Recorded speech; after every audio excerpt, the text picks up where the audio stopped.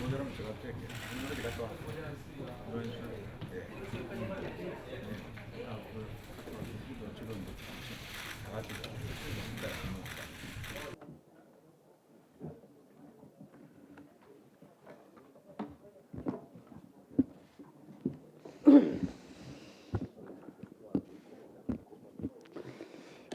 어제 정부는 천일염에 대한 국민의 불안이 해소되도록 현재 등록제인 이력제를 의무제로 전환하는 방안을 강구하고 매달 10개소 염전을 대상으로 실시하고 있는 방사능 검사를 35개소 이상으로 확대하겠다고 밝혔습니다. 사실 천일염 대란은 과학적으로 보면 넌센스에 가깝습니다. 오염수로 배출되는 삼중수소가 우리 연안에 영향을 미칠 가능성도 희박하거니와 물과 함께 증발하는 삼중수소의 특성상 소금에 남아있을 수가 없다는 것이 전문가들의 중론입니다. 그럼에도 불구하고 천일염 대란이 발생한 것을 보면 가짜 뉴스가 사회에 얼마나 악영향을 끼치는가를 알 수 있습니다. 민주당은 정부가 수입금지 원칙을 수차례 밝혔는데도 마치 허용한다는 듯이 후쿠시마 수산물 수입 반대를 외치고 근거도 없이 밥상소금 걱정에 어쩌나라는 현수막을 내거는 등 교모히 법적 책임을 피해 가짜 뉴스를 퍼뜨려 왔습니다. 과학적 주장 하나 없이 오로지 공포 조장만으로 천일염 사재기라는 기념비적 성과를 이뤄낸 민주당의 선동 정치가 놀라울 따름입니다.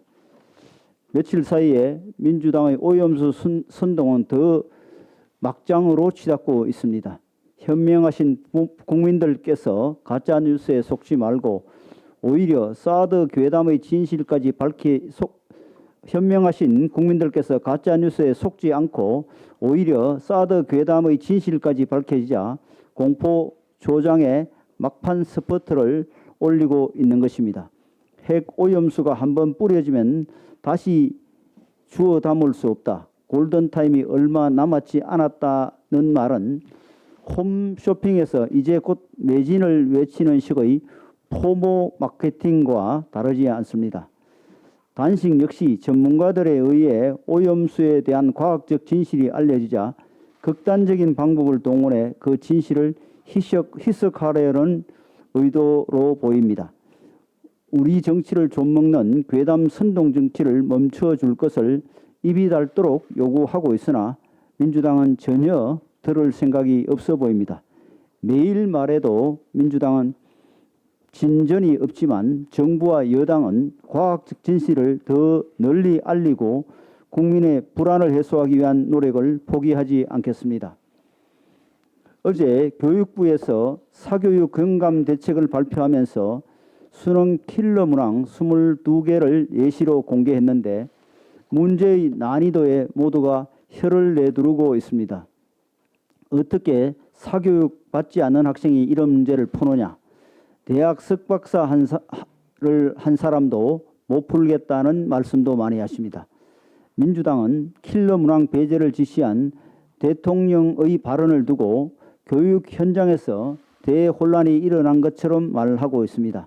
그러나 실제 현장 상황을 보면 혼란을 부추기고 있는 것은 민주당과 사교육 카르텔이고 그나마도 일시적 동료를 극단적으로 과장한 데 지나지 않습니다. 언론의 보도와 현장에서 들리는 목소리를 살펴도 학생들 사이에서 난이도에 대한 걱정이 나오기는 하지만 킬러 문항의 부담에서 벗어났다는 것에 대해서 안도하는 분위기입니다. 결국 정부의 방침에 혼란을 느끼고 분노하는 사람들은 킬러 문항으로 부당 이득을 축적해온 사교육 카르텔인 것입니다. 킬러 문항 폐지를 대선 공약으로 내걸었던 민주당이 방향을 바꿔 4년 예고제를 문제 삼는 것도 참으로 궁색해 보입니다. 고등교육법상 4년 전 공표 원칙은 수능의 과목, 평가 방법, 출제 형식 등에 관한 것으로 킬러 문항 핀셋 제거는 이에 해당하지 않습니다. 배우지 않는 것을 평가하고 그 점수로 당락을 정하는 것은 반칙입니다. 사교육을 많이 그리고 비싸게 받은 학생이 절대적으로 유리한 시스템을 그대로 두는 것은 부자의 특권을 인정하는 불공정 교육입니다. 이와 같은 사교육 병폐의 핵심에 킬러 문항이 있는데 민주당은 문재인 정부 5년으로도 부족해서 앞으로 4년 더 문제를 방치하자는 것입니까? 민주당은 표 계산만 하며 교육을 정쟁화하고 있고 학원들은 돈 계산만 하며 현실을 왜곡하고 있는데 더 이상 이런 사교육 카르텔을 방치할 수 없습니다. 공정한 입시 없이 공정한 사회는 불가능합니다. 윤석열 정부의 대입 개혁 목표는 입시에서 특권과 반칙을 없애는 것입니다. 민주당은 수능을 앞둔 학생과 학부모의 불안을 그만 부채질하고 정부의 방침에 이견이 있다면 구체적이고 건설적인 대안을 제시하시기 바랍니다.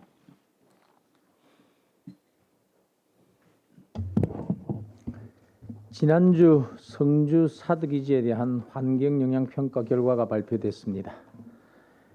사드 전자파 측정 최고값이 인체 보호 기준의 530분의 1 수준, 0.0189%에 불과해 휴대전화 기지국보다 전자파가 작은 것으로 밝혀졌습니다. 지난 6년간 끌어온 사드 전자파 논란의 종지부를 찍고 전자파 참여 괴담에서 벗어나게 되었습니다. 사드 포대의 정식 배치를 위한 모든 행정 절차가 마무리된 것입니다. 사드 전자파를 둘러싼 그간의 진행 경과를 돌이켜보면 왜 5년 동안이나 질질 끌면서 뭉개온 것인지, 누가 뭉갰던 것인지 묻지 않을 수 없습니다. 문재인 정부가 출범한 지 2달 만인 2017년 7월 28일 국방부는 정부 방침으로 환경영향평가를 실시한다고 공표했습니다. 같은 해 8월에 소규모 환경영향평가를 하여 같은 해 9월 국방부 장관, 행안부 장관, 환경부 장관이 합동 브리핑을 했는데 그때 당시 측정 최고값은 인체 보호 기준의 0.038% 수준이었습니다. 당시 김은경 환경부 장관은 사드 전자파 발생에 따른 주민 건강과 환경 영향은 우려할 만한 수준이 아니다 라면서 기지 내 외부 측정값은 인체 보호 기준의 각각 200분의 1, 2500분의 1 수준에 불과하다고 발표한 바 있습니다. 이런 결과를 발표하면서 일반 환경 영향 평가를 실시하겠다고 공식 발표해놓고 후속 절차를 5년간 뭉갰습니다. 국방부에서 환경 영향 평가서를 제출해야 절차가 진행되는데 정권이 바뀌기 전까지 제출되지 않았다고 합니다. 윤석열 정부가 들어서고 난 뒤 2022년 8월 국방부가 환경 영향 평가에 착수했고 지난주 최종 결과를 발표하게 된 것입니다. 그러면 2017년 소규모 환경 영향 평가 이후에 사드 전자파 측정이 없었는가 한다면 그것도 아닙니다. 공군에서 2018년 3월부터 올해 1월까지 4개 지점에 대해 매월 한 차례 코로나 기간인 2020년에서 2021년은 일부 중단하였다고는 하나 모두 34차례 측정한 것으로 확인됐습니다. 이 기간 중 측정 최고값은 인체 보호 기준의 0.025% 수준이었습니다. 그러나 일반 국민들은 이런 사실을 까마득히 모르고 지내왔습니다. 객관적 사실이 이렇게 분명함에도 가짜뉴스 괴담 선동이 난무했고 이로 인한 성주 지역 주민들의 피해는 막대했으며 많은 사회적 비용을 지불해야 했습니다. 문재인 정부가 사드 기지의 전자파 측정을 통해 전자파가 인체에 무해하다는 사실을 알면서 실시했던 것은 아닌지 환경 영향 평가를 하겠다고 해놓고 왜 뭉갠 것인지 누가 뭉갠 것인지 밝혀내야 합니다. 윗선 개입 없이 이런 일이 일어나기는 어려울 것이라는 것이 합리적인 의심일 것입니다. 국방부에서 환경 영향 평가서를 제출하지 않는 만큼 국방부 장관을 포함해 청와대 국가안보실장 등 외교 안보 라인 등을 포함해 윗선 개입 여부에 대한 책임 소재를 분명히 밝혀야 합니다. 환경 영향 평가 지연에 대한 감사원 감사와 필요할 경우 검찰 수사를 통해 진상을 제대로 규명해야 할 것입니다. 어제 국립외교원이 주최한 후쿠시마 오염수 방류 관련 전문가 토론회에서 백원필 한국원자력학회 회장이 오염수 10리터를 마시면 엑스레이 사진 한 번 찍는 정도의 방사능에 노출된다고 밝혔습니다. 또한 국내 해역의 삼중수소 평균 농도가 리터당 0.172 베크렐인데 후쿠시마 오염수 배출에 따른 국내 해역 유입 삼중수소 농도는 기준 농도의 10만 분의 1로서 정밀 분석기로도 검출하기 힘든 수준이라고 했습니다.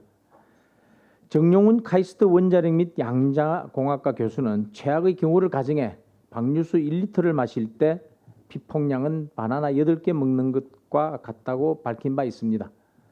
오염수 괴담을 퍼뜨리며 선동하는 분들에게 묻겠습니다. 엑스레이는 안 무섭습니까? 바나나는 왜 먹습니까? 정용훈 교수에 따르면 자연 방사능과 인공 방사능의 위험성 차이는 없다고 했습니다. 인공의 야구공에 맞으면 다치고 자연의 돌멩이에 맞으면 다치지 않는가라는 비유를 들기도 했습니다. 한국 원자력학회가 지적했듯이 과학적 사실을 왜곡하는 것은 자해행위입니다. 어민들, 수산업자들, 나아가 우리 국민을 죽이는 행위들입니다.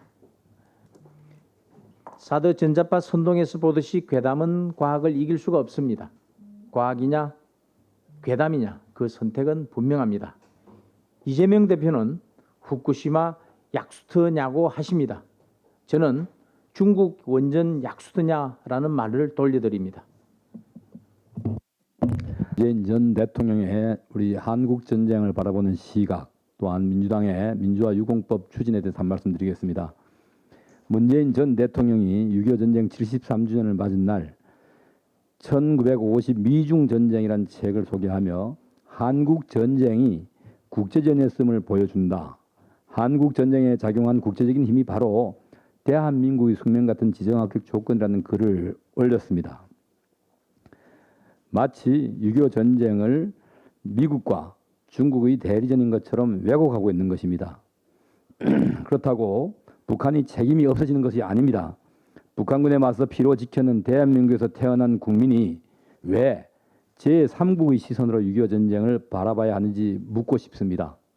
문재인 전 대통령은 6.25 전쟁을 항미 원조 전쟁이라고 칭하는 중국의 시선을 그대로 답습하려는 것입니까? 대한민국 국민으로서 참담함을 넘어 분노하지 않을 수 없습니다. 순국 선열들의 헌신과 희생을 기려야 할 6.25 날에 대한민국 전직 대통령이 역사의 진실을 외면하고 호국 영령을 모독하는 것입니다. 6.25는 이미 1994년 러시아를 방문했던 김영삼 전 대통령에 받은 기밀 문서를 통해 북한의 준비된 남침이 만천하에 드러났습니다. 그런데도 역시나 문재인 전 대통령은 북한의 도발에 대해서는 단 한마디도 책임을 묻지 않았습니다. 적을 적이라고 부르지 못하고 남침을 남침이라 이야기하지 못하는 문재인 전 대통령이 진정 대한민국의 대통령이었던 사실이 너무나도 부끄럽습니다. 문재인 전 대통령은 재임 시절 국방백서에서 북한은 적이라는 표현을 없앴고 2019년 현충일 주념사에서는 6.25 남침 공로로 북한에서 훈장까지 받은 김원봉을 미워하는 등 도저히 대한민국 대통령이라고 믿을 수 없는 국가관과 역사관을 보여주었습니다. 2020년 6.25 기념식에서는 봉환된 국군 전사자 유해 147구를 27시간 동안이나 대기시키며 소품 취급을 하였습니다. 개탄스러운 것은 이것만이 아닙니다. 지금 민주당은 민주화 유공자법을 추진하는데 이는 대한민국 체제를 부정하고 전복시키기 위해서 활동한 남조선 민족 해방 전선 준비 즉 남빈전과 남한사회주의 노동자 동맹 즉 산호맹까지 국가 유공자급 예우를 해주겠다고 합니다. 6.25 참전 용사가 생활고를 이기지 못해 마트에서 반찬거리를 훔치다가 경찰에 붙잡히는 가슴 아픈 일이 발생한 것이 바로 최근입니다. 민주당은 도대체 누구를 예우하겠다는 것입니까? 그리고 민주당은 대한민국을 누구의 나라라고 생각하고 있습니까? 자유 대한민국을 위해 누가 몸바쳐 수많은 피를 흘렸는지 우리 국민들을 향해 총불을 겨눈 것이 누구였는지 절대 잊으면 안 됩니다. 역사를 잊은 나라에는 미래가 없습니다. 민주당의 국회의원 불체포 특권 포기와 관련해서 한 말씀 드리겠습니다. 민주당 이재명 대표는 국회 대표연설을 통해서 즉흥적으로 불체포 특권을 포기하겠다고 선언했습니다. 그러나 민주당 지도부는 물론 의원들 대다수가 불체포 특권 포기에 반대하고 있는 양상입니다. 이 역시 또 국민을 속이고 또 갈라치기 하는 이런 민주당의 전형적인 행태입니다. 이미 이재명 대표는 20대 대선 당시 불체포 특권을 포기하겠다고 선언했습니다.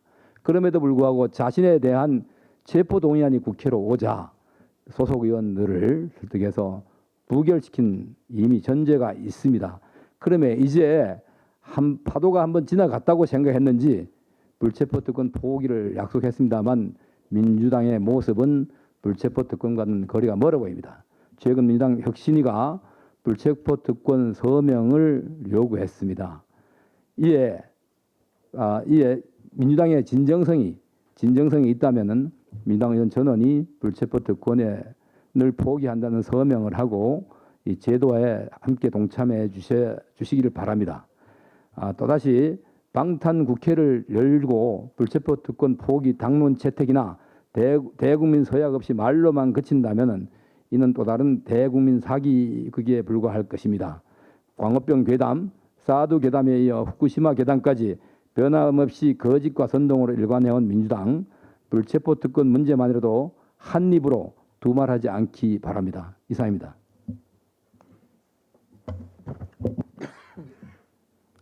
지난 14일 우리 당 김혜지 의원은 모두가 주목하는 대정부 질문을 했습니다. 많은 여야 의원들의 기립 박수를 받을 정도로 울림 있는 대정부 질문이었습니다. 김혜지 의원은 이날 대정부 질문을 통해 장애인 학대 범죄의 처벌 등에 관한 특례법의 제정 필요성을 강조했습니다.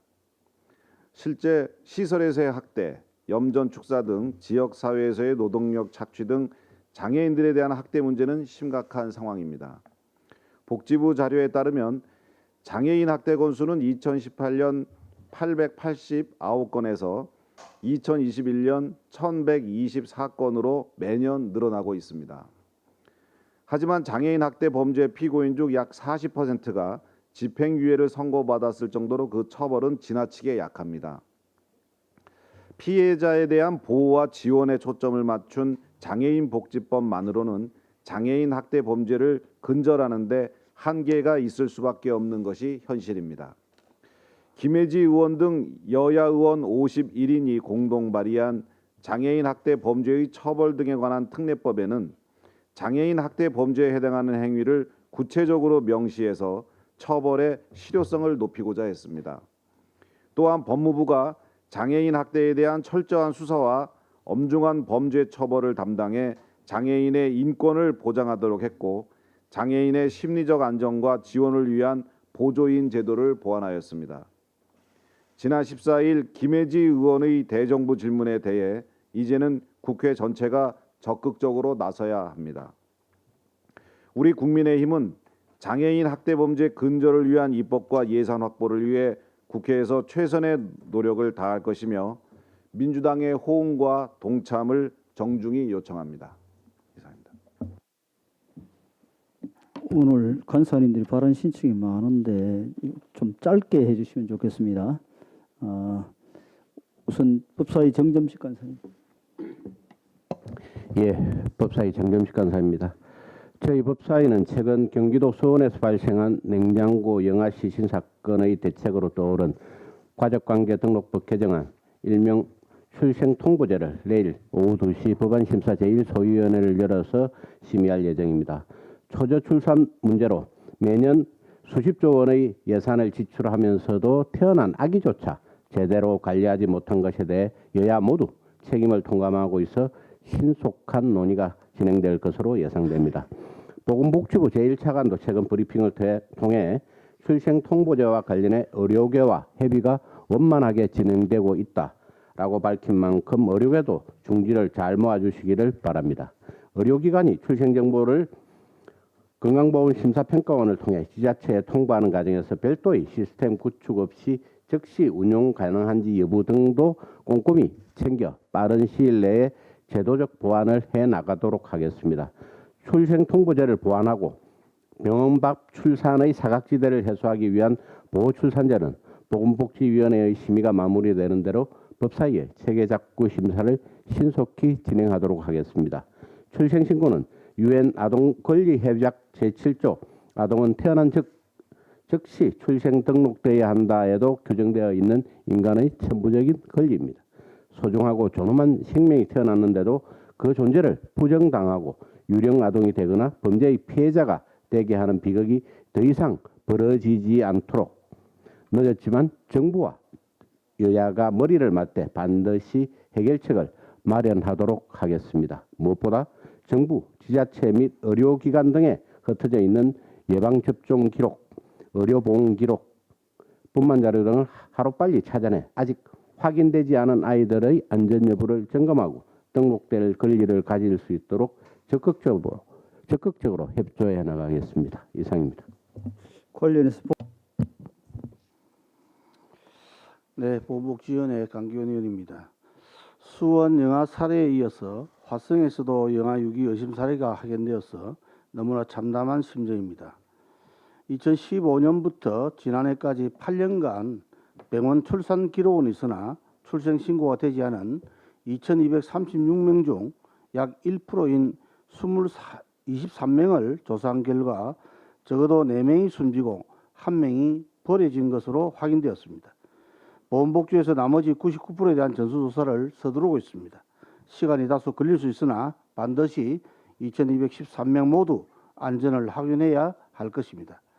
한편 이번 전수조사에서 병원 밖에서 출산한 아이들이 빠져 있습니다. 임신 사실을 숨기기 위해 집이나 화장실 등에서 출산한 경우는 아예 기록조차 찾을 수 없습니다. 통계청 자료에 따르면 17년부터 21년까지 최근 5년 동안 병원이 아닌 자택 등에서 출산한 아동은 총 6,444명입니다만 미신고 아동을 포함하면 가늠하기 어렵습니다.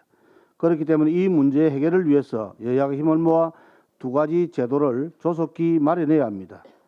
조금 전에 정점식 의원께서 말씀했습니다마는 먼저 출생통보제 관련 법안이 신속히 통과되어야 합니다.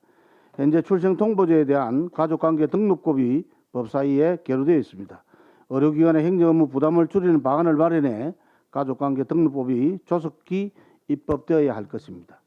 또한 보호출산제에 관련한 법안도 함께 마련되어야 합니다. 출생통보제가 시행되면 병원 밖 출산이 더욱 많아질 수 있어 보호출산제는 반드시 출생통보제와 병행되어야 합니다. 해외 사례는 독일의 경우 보편 출생등록제와 익명출산제를 모두 병행하고 있습니다. 병원 밖 출산을 막기 위해 여성이 익명으로 낳은 아이를 국가가 보호하는 보호출산제에 관한 특별법안이 발의되었으나 보건복지위원회에서 3년째 계류 중에 있습니다. 특히 이번 6월 보건복지법안심사 소위 안건을 정하는 과정에서 일부 반대로 보호출산에 관한 특별법안이 심의되지 못할 뻔했습니다만 야당 간사를 설득해서 개우 논의할 수 있게 되었습니다. 오늘 10시에 열리는 보건복지법안 소위에서 보호출산제에 대한 논의가 예정되어 있습니다. 관련 법안이 원만하게 협의되어서 영유아의 소중한 생명이 지켜질 수 있도록 야당의 절량적인 협조를 부탁드립니다. 이상입니다. 고방위 박성준 관사.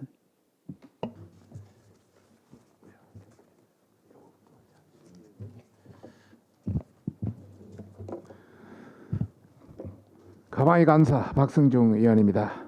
정부 방송 광고 규모가 해마다 굉장히 늘어나고 있습니다. 그렇지만 집행 기준이 모호해서 가이드라인 마련이 시급하다 이런 내용입니다. 특히 문재인 정권의 좌파 노영 방송인 KBS, MBC의 퍼주기에 상당히 의심이 든다 이런 내용입니다. 정부의 방송 광고 규모는 2018년에 2,088억이었습니다. 그리고 2021년에 3,052억으로 5년 사이에 한 1,000억 이상 늘어났습니다. 해마다 크게 늘어나고 있습니다. 하지만 늘어나는 정부의 방송 광고를 집행하는 데 있어 객관적 지표가 모호해서 주목구구식으로 집행되고 있는 상황입니다. 정부 광고에 대한 현행법 제6조 1항을 보면은 정부 광고의 홍보 매체를 선정하는 데는 정부 기관 등의 의견을 우선하여 선정하게 되어 있습니다. 또한 정부 기관에서는 광고 계획, 여러 가지 어떤 정책 목적이나 타깃이나 내용, 예산, 비용 등을 통해 광고 매체를 결정한다고 하고 있습니다만은 실제 이런 것은 주관적이고 시청률 같은 공신력 있는 매체력 평가 기준은 광고주인 정부 기관에서 요청할 시에만 언론진흥재단에서 제공되는 참고 자료일 뿐입니다. 따라서 객관적 지표 등이 정확히 반영되지 않는 주목구구식 방송 광고 선정이 이루어지고 있습니다. 표에서 한번 보시겠습니다. 지금 KBS와 MBN을 비교해 놨습니다. 객관적 기준에 따른 집행이 이루어지고 있지 않음을 이 표에서 볼 수 있는데요. MBN과 KBS를 비교해 보면은 문 정권 2017년에서 2021년까지 전체 평균입니다. 5년을 평균해 보니까 시청률 차이는 제일 밑에 2.7배 정도 나타나고 있습니다. 시청률 차이는 2.7배 나타나고 있는데 정부 광고액 매출은 8.6배, 3배 이상 넘어 차이가 나고 있습니다. 이러한 차이는 지상파, 종편의 차이를 반영한 것일 수 있으나 작년 기준으로 IPTV 유선방송, 위성방송 총가입자가 3,600만, 그러니까 종편 관련 거기에 3,600만 명이 반해 수상기 등록, KBS 수상기 등록 대수는 2,600만 정도에 불과합니다. 그래서 현재 종편과 보도 채널 등의 국민 접근성이 지상파와 전혀 다르지 않다. 이런 차원에서 지상파와 광고 배분의 차별은 불합리하다 이런 차원입니다. 또한 지상파 방송 사이에서도 배분의 불합리가 확연히 드러나고 있습니다. 다음 표를 한번 보시겠습니다. 다음 표는 KBS, MBC, SBS, JTBC, MBN, 채널A, TV조선까지 싹 비교를 했습니다만은 이 중에 SBS와 지상파 사이 차이를 비교하겠습니다. SBS는 이미 전국 방송입니다. KBS와 MBC와 국민 접근성의 차이가 없습니다. 오히려 시청률은 지금은 SBS가 더 높습니다. 평균 시청률이. 그런데 MBC, KBS와 상당히 차이가 있습니다. MBC는 시청률이 2017년 1.27% 평균 시청률입니다. 2021년 0.94%로 33% 하락했습니다.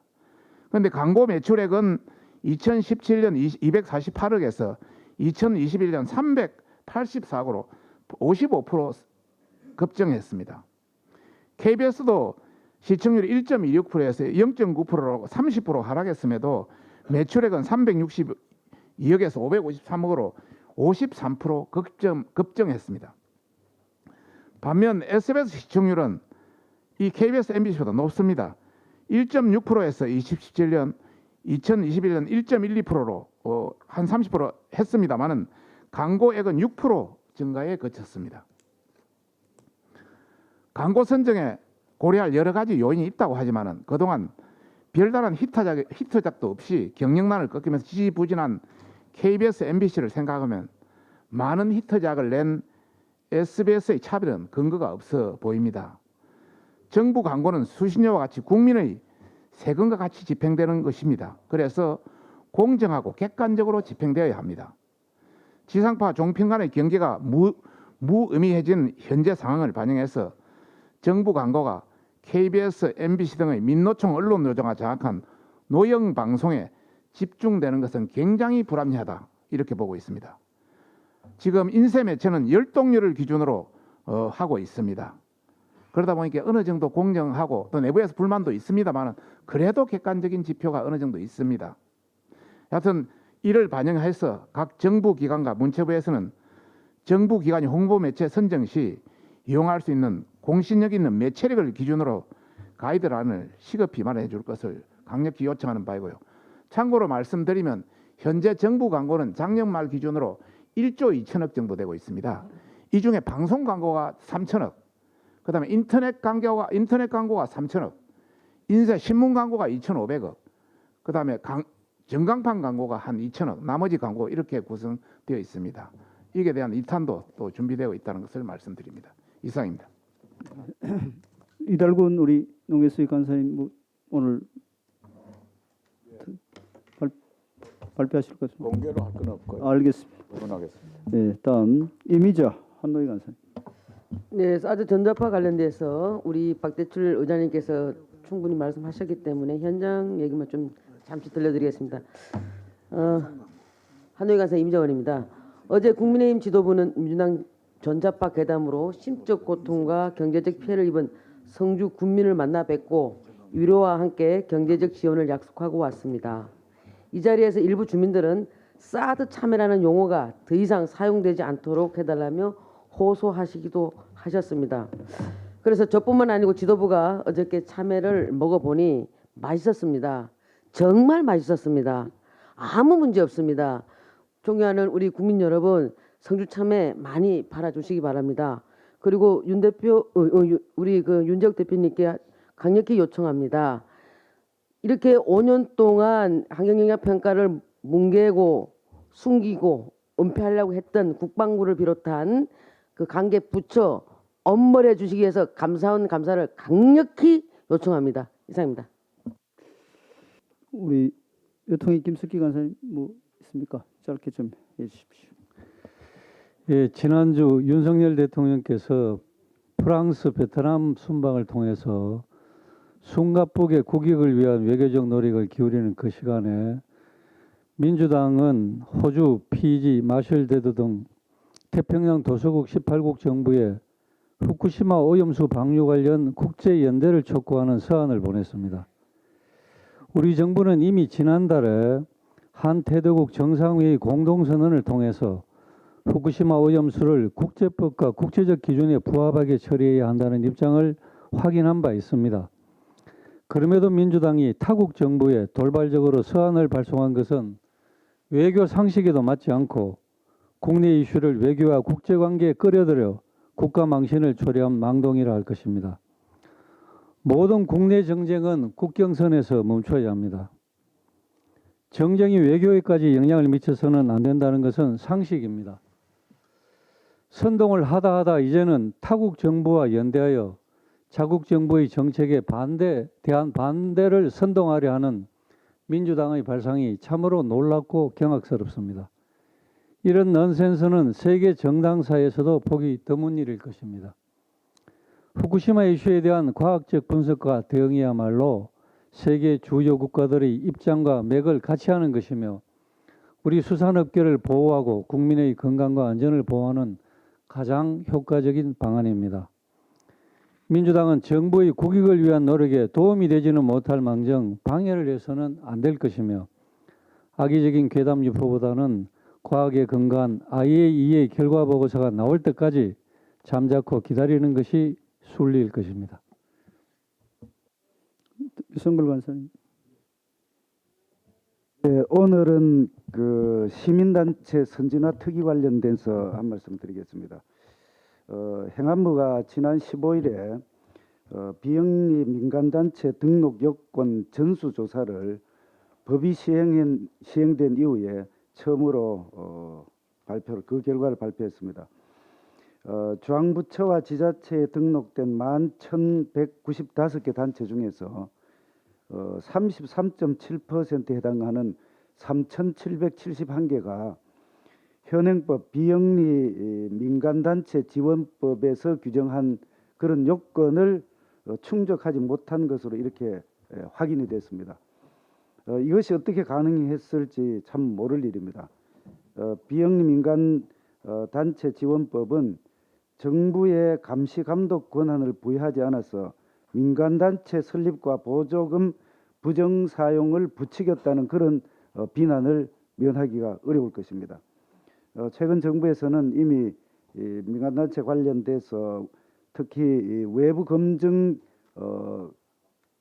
그 요건을 현행 3억 원에서 1억 원으로 이렇게 강화해서 의결을 했습니다. 또 기획재정위원회에서도 지금 현재 보조금 관리에 관한 법률 관련 사항을 논의 중에 있습니다.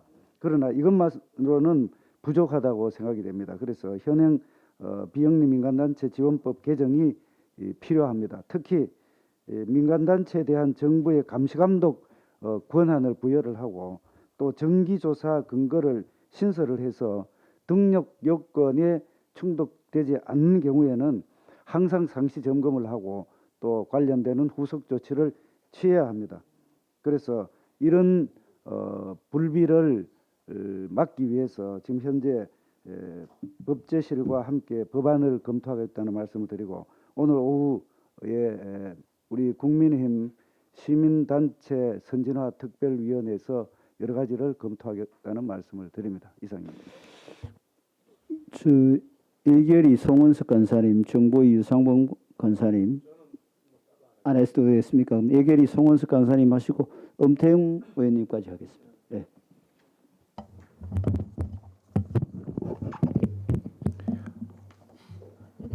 재정 건전성 회복을 위한 재정 준칙 도입에 관해서 한 말씀 드리겠습니다. 누차 강조했듯이 대한민국 건국 70년 동안에 쌓였던 국가 채무가 600조 수준이었는데 지난 문재인 정부 5년 동안 400조 원 이상이 국가 채무가 늘어났습니다. 금년도 예산상의 국가 채무는 1,100조 원이 넘을 것으로 지금 예상이 되고 있는 상황입니다. 이런 부분이 우리나라 경제에 큰 리스크가 되었고 국가 신용 등급 하락 우려마저 나오고 있는 실정입니다. 이런 국가적인 리스크 관리를 위해서는 재정 준칙 도입이 매우 시급하고 불가피합니다. 과거에 배들이 항해를 할 때 북반구에서는 북극성을 바라보고 또 남반구에서는 남십자성을 바라보면서 항해의 기준을 삼았다고 합니다. 하물며 재정 운영과 관리에 있어서 우리가 어떻게 나아갈 것인가 하는 지표화되는 재정 준칙이 무엇보다도 시급한 것에 대해서 전 국민이 동의하고 있을 거라고 생각합니다.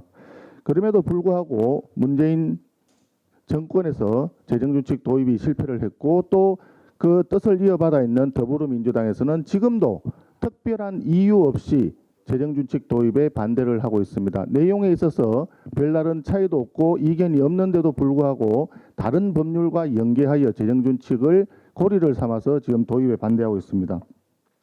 국제통화기금 IMF, 국제결제은행, BIS 등 여러 국제기구들에서도 또한 마찬가지로 국제신용평가사들도 이러한 맥락에서 재정 준칙 도입을 필요하다고 강조하고 있는 상황입니다. 부디 이재명 대표와 더불어민주당에서는 오늘만 사는 하루살이 마인드의 무대책 추경 편성 이런 거 주장하지 마시고 재정 준칙 도입에 적극 협조해 주실 것을 다시 한번 당부드립니다. 엄태웅 네. 부대표님 하시고 우리 이만희 간사님까지 하도록 하겠습니다. 네, 저 충북 제천단장 엄태웅 의원입니다. 전국의 농민들이 피땀으로 일궈낸 자식 같은 농산물이 갑작스런 우박 피해로 한순간에 물거품이 된 상황입니다. 특히 충북의 경우 제천, 단양, 인근 충주 등 지난 10일, 11일 양일간 그 대추보다 큰 우박이 바가지로 쏟아져서 수확을 앞둔 오이, 수박, 고추, 사과 등 농가들이 초토화된 상황입니다. 현재까지 파악된 피해만도 3,300농가에 축구장 2,000개가 넘는 넓이로 역대 최대 피해로 이렇게 파악됐습니다. 가뜩이나 인력 문제와 원가 상승 등 어려운 농업 환경에서 빚을 내면서까지 일궈낸 농작물이기에 농민들의 상실감은 말로 표현할 수 없을 정도입니다. 제가 직접 제천 단양 피해 지역을 일일이 다녀보니까 80이 넘게 농사 지어온 어르신께서 이번 우박 피해는 평생 처음 겪어보는 그런 피해라고 정말 너무 극심하고 처참할 정도다 보니까 더 이상 살 길이 없다고 눈물까지 흘리는 걸 봤습니다. 현장에 계신 농민들에게 모든 곳이 특별 재난 지역인 그런 상황입니다. 또한 이번 주부터 또 장마가 또 시작됩니다. 상황이 긴박한 만큼 피해 농가의 신속 지원을 정부 기관에 강력히 촉구합니다. 특별 재난 지역에 준하는 신속하고 파격적인 재난 지원을 부탁드리고요. 또한 해당 지자체와 모든 농협 단체에서는 예비비와 농어촌 개발 기금 등 신속 지원이 가능한 모든 재원을 활용해서 긴급 지원 대책 수립을 요청드립니다. 이상입니다. 미안합니다.